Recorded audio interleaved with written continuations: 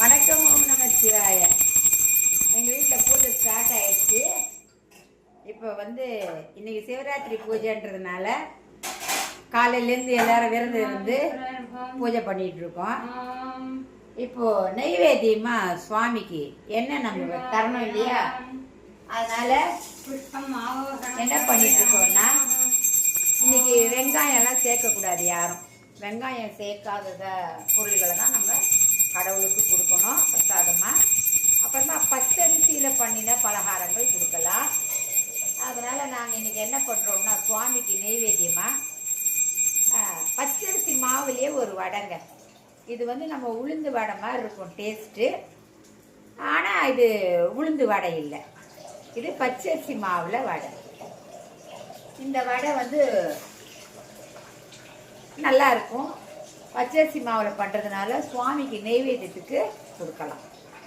அதுக்கப்புறம் வேறு என்ன பண்ணியிருக்கோம் அப்படின்னா, அதே மாதிரி வெங்காயம் எல்லாம் போடாமல் பிசிபேளாபாத், இதுவும் சுவாமிக்கு நெய்வேத்தியத்துக்காக தான் பண்ணிகிட்ருக்கோம். வெங்காயம் போடாத பிசிபேளாபாத் இந்த அடுப்பில் ரெடி ஆகிட்டுருக்கு.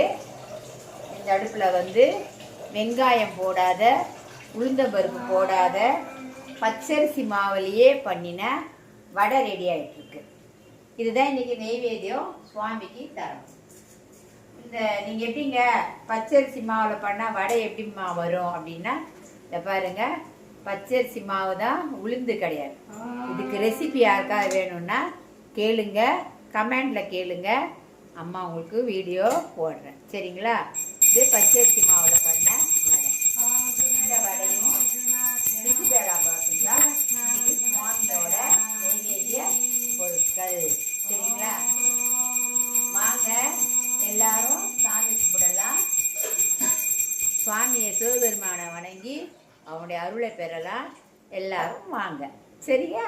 வாங்க எல்லாரும் வாங்க.